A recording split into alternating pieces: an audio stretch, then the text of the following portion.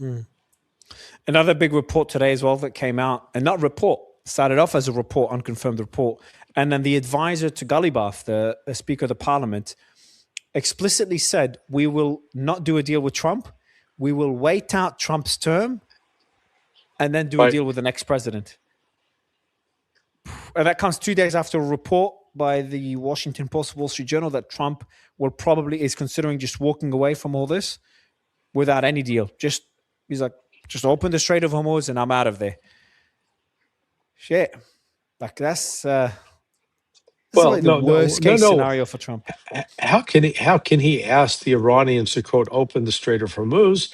Because Trump says it's open. and you got to pounce on that opportunity. Yeah. Walk me through the logic here. Why does Iran need to open the Strait of Hormuz if it's already open, according to Trump?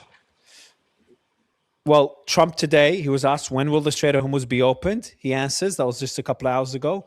It's open now. The only one that has control of the Strait of Hormuz is the U.S. Navy. We have a blockade that's been infallible. It's a steel wall. We let people that we want to let in.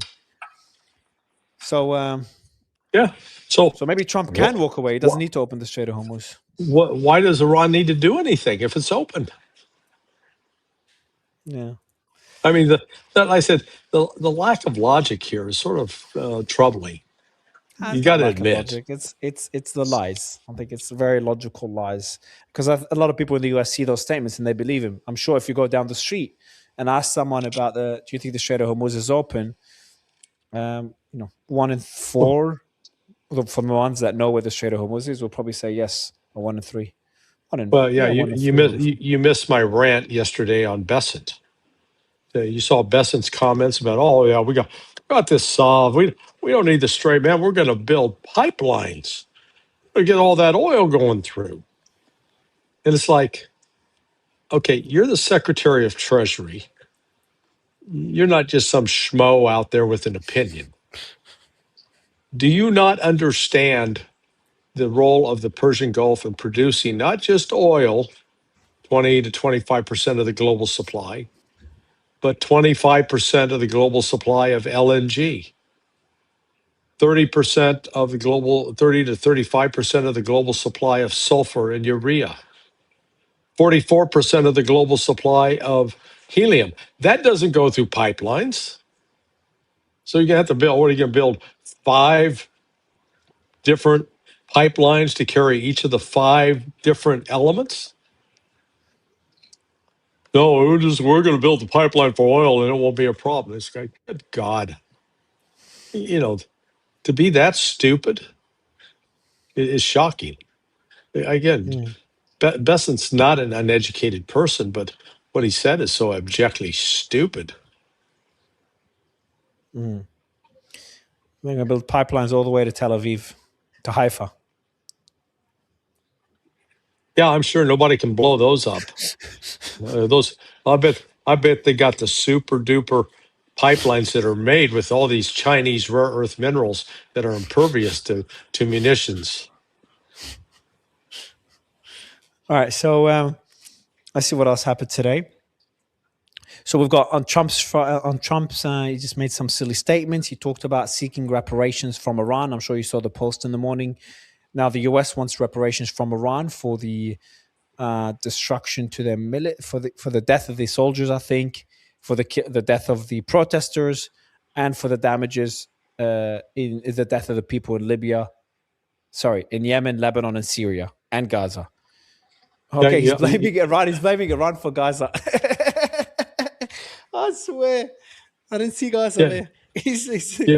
You ought to have so task your folks with going back and pulling all of Trump's statements about how many Iranians were killed by the government as a result of the protests. Initially, it was like 5,000. Then it went up to 10,000. Then it's 20,000, 30,000. Nope. Now it's 40,000. Trump today, 52,000. And then I heard him say 60,000. Or that Yishai cat, he was saying 50 to 60,000. Still, man, Iran's still playing catch up to the Israeli government, which has killed over 100,000 Palestinians. They're lagging behind. Those Iranians need to step their game up. Let me get you the exact information now. So I've asked it myself. I've asked it the number used by Trump for the number of protesters that were killed in these protests. Or you should ask, how many different numbers has Trump used? I've asked. Yeah, that's what I've asked. Okay, wow, it's taking time. Okay, there's a lot of numbers. You're right. It's just, when it's it's up to 54. Say that it's again. Going up. It's going up. I'm what? I'm right? Oh, okay. Okay. So he said in February 20th, he said 32,000. February 24th, 32,000. March 3rd, 35,000. April 5th, 45,000. April 15th, 42,000. May 1st, 42. May 7th, 42. 42, 42. 54. So 32, 35, 45, 42, 54. It's almost double from 32 to 54. You're sounding like a quarterback in the NFL. 32, 45, 56, hike. Oh, God. Yeah, it's sad that we're at a stage now where the world just doesn't listen to statements by Trump. Like when he makes usually a statement of him seeking reparations from Iran will be headlines everywhere, will be the main talk of everybody. It'll be very significant. What is the US doing? What is going to happen? There'll be emergency meetings in Iran. There'll be emergency meetings in Israel. Now Trump made that post, barely a peep, because people have become kind of used to it and immune to these. As you pointed out, the Iranian, the assistant to the Speaker of the Parliament just said, "We're done with this guy. We're going to have to wait till someone else becomes president." An interesting point. You're like that agreement, the pact, the Mecca agreement between those three countries. Everyone's discussing who they are aimed at. Iran initially put out a statement criticizing it, but indirectly in a mild way. That was a member of the that was a member of the parliament. Member of the parliament. Oh, okay, I thought it was the foreign minister, the foreign minister spokesperson. Arachi came out and said, "No, it was." He mocked it. Arachi mocked it. No, he initially mocked it. No, he did not. He did not. Double check, because he came out the same day and said, having Muslims come together like this is a good thing. No, that's today. No, that was 2 days ago. I missed that one. I put that up in my article when I wrote about it 2 days ago.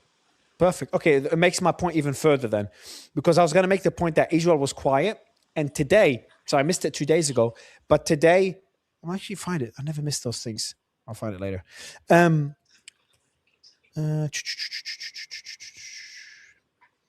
I didn't have it saved. Okay. Yeah, so I'm trying to find it. There's another one here. Sorry, I'm so keen to find it. Anyway, today there's the same thing happened. You don't need to find it, Larry. It's all good. I was just curious why I don't have it. But the point I wanted to make is today. So Israel's been quiet for days. Larry, it's okay. No need to find it. All right. I see you're looking for it. I got it. I was going to give you the specific reference.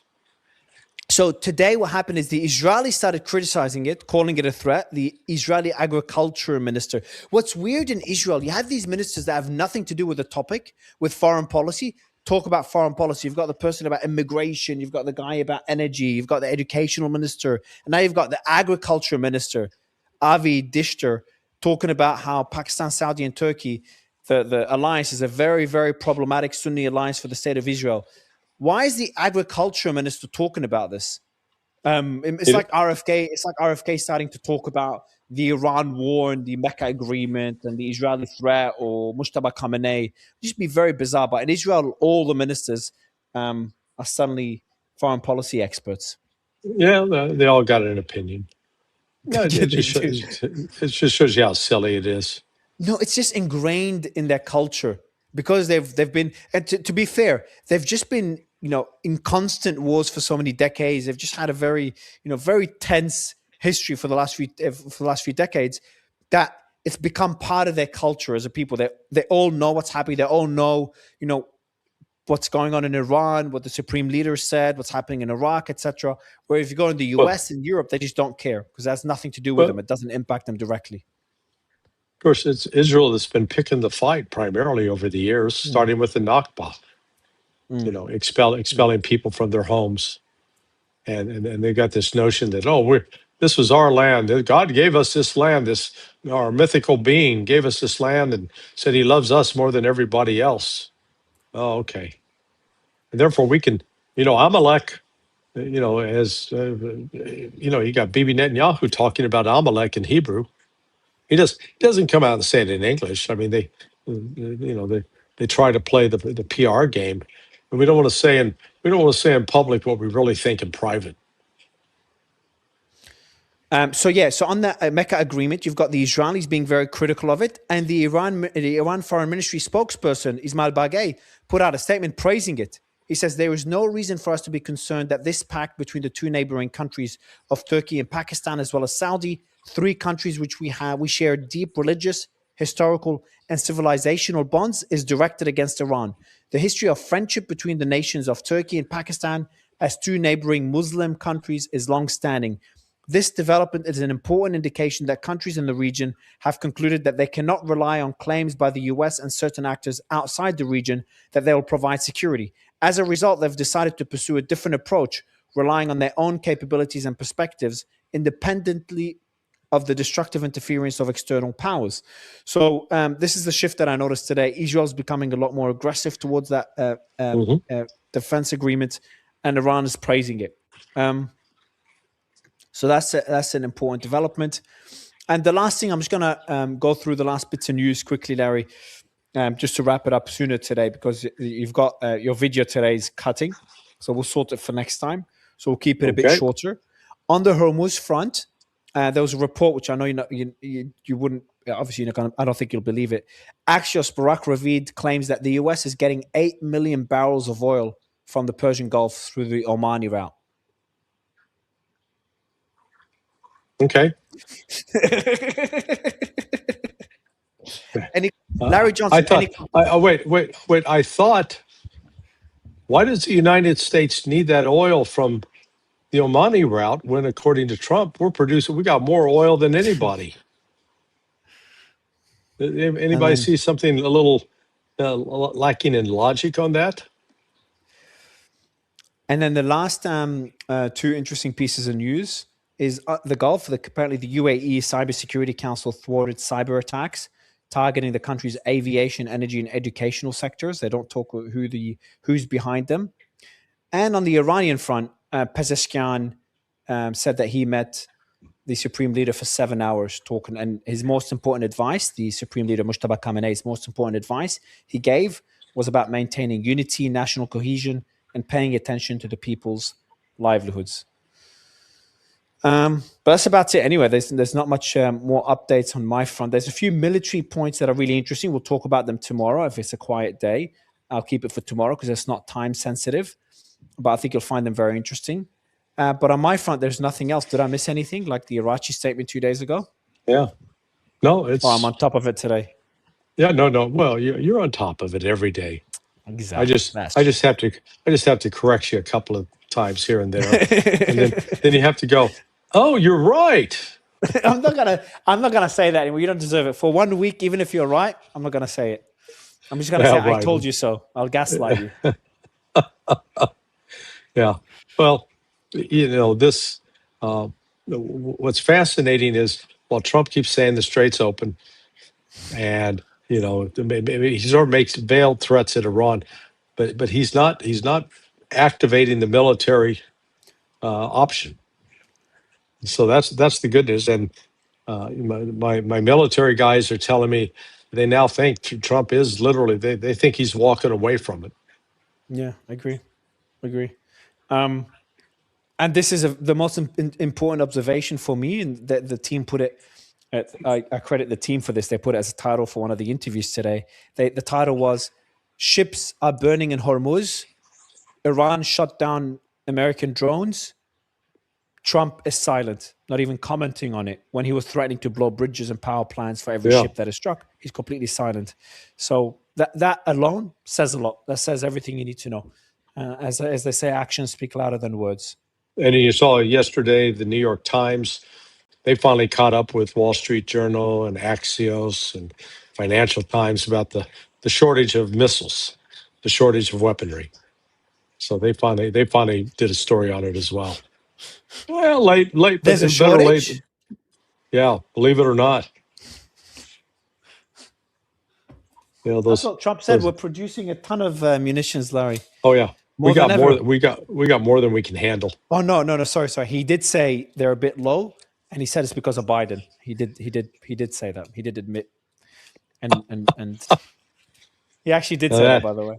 that Biden boy, man, He blamed Biden he in Ukraine. It's just so funny how facts just matter so little now in politics. Like Biden, Ukraine, we know how little they sent interceptors there, and you know how in 40 days they used more. In the first 3 days, I think in the first 8 days in Iran, they used more interceptors than the entire Ukraine war. Ukraine used in the entire war.